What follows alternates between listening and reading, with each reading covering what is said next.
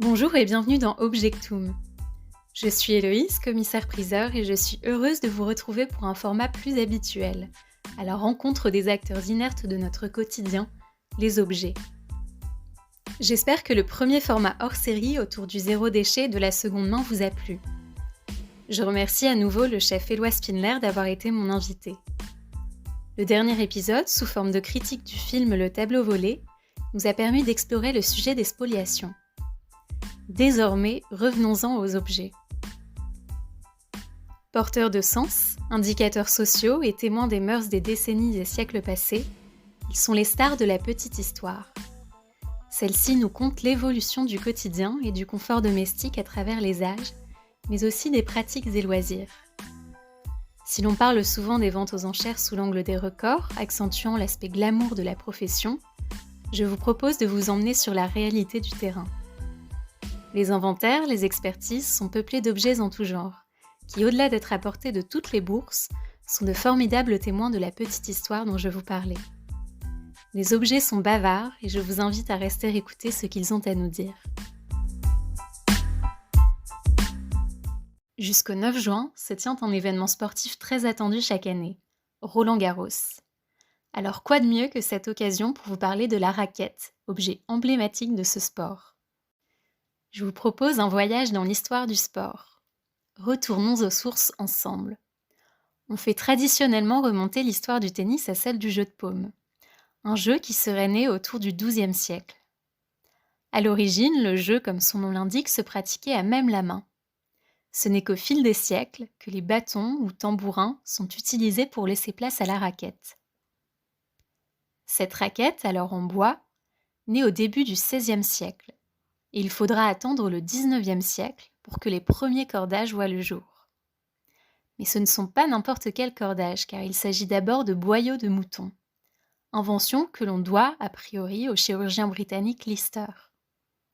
En France, c'est Pierre Babolat qui reçoit en 1875 la commande d'un fabricant anglais de raquettes.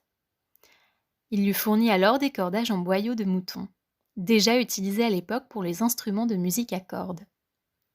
Pour la structure, c'est au début du XXe siècle que le laminé permet de fabriquer des raquettes plus rigides.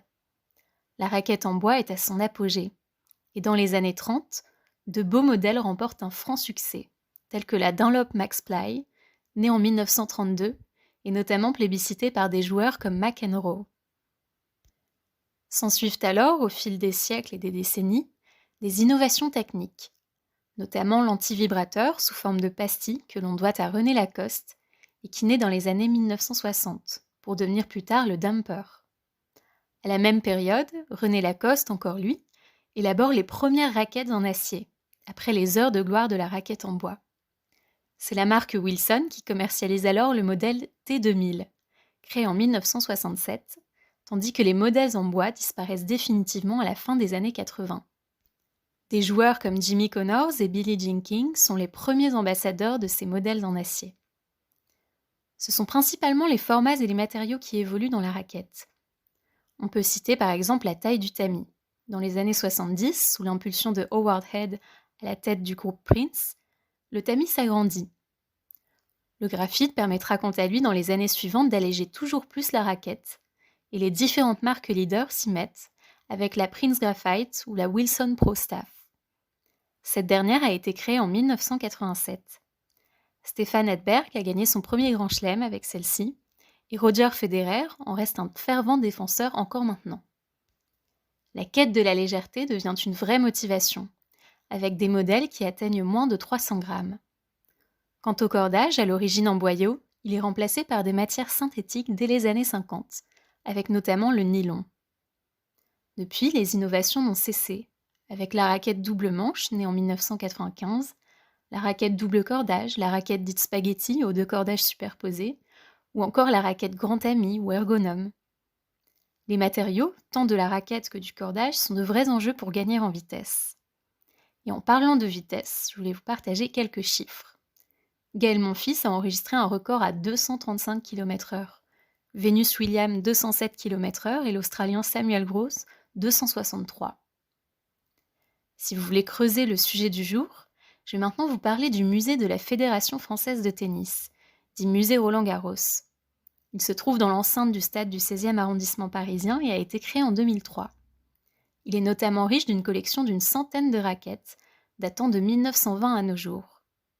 Actuellement fermé au public, vous pouvez prendre connaissance de sa collection à travers un musée virtuel accessible en ligne sur le site de Roland-Garros.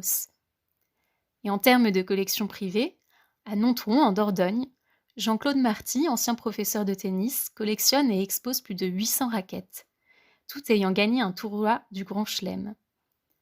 La plus ancienne est de 1874 et possède un tamis incurvé, proche des premières raquettes du jeu de paume. À travers la France, plusieurs collectionneurs partagent cette passion. À Saint-Paul-en-Cornillon, par exemple, Jean-Paul Grappe fait de même en collectionnant les raquettes d'illustres joueurs professionnels. Il en possède plus de 500, trouvées en brocante notamment. Je trouve ça toujours fascinant de voir ce que la passion peut apporter en diversité de collections. Mais comment dénicher vos raquettes ?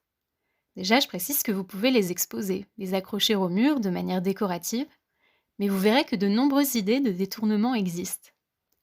Remplacer le tamis par un miroir, ou encore s'en servir pour pendre des bijoux, boucles d'oreilles, à accrocher au cordage du tamis, autant d'idées faciles et astucieuses trouvées sur Internet.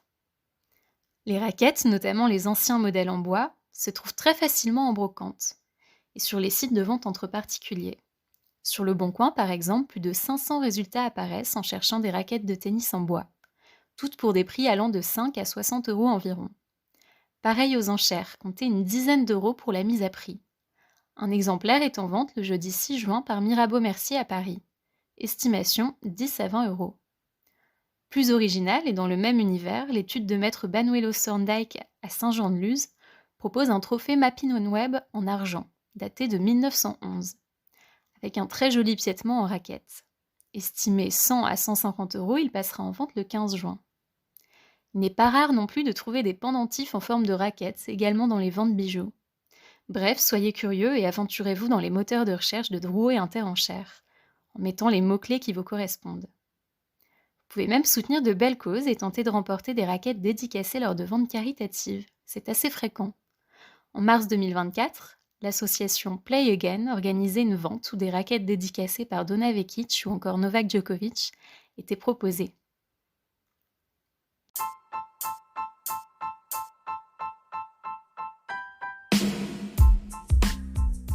J'espère que cet épisode sur le thème du sport vous a plu. Comme toujours, donnez une seconde vie à vos objets et aventurez-vous dans vos placards, caves, greniers et garages. Vous y trouverez peut-être d'anciennes raquettes à proposer à des amateurs ou à upcycler vous-même. La saison des vides-greniers est par ailleurs redémarrée, soyez donc à l'affût du charme des objets du quotidien déjà explorés à travers les précédents épisodes d'Objectum.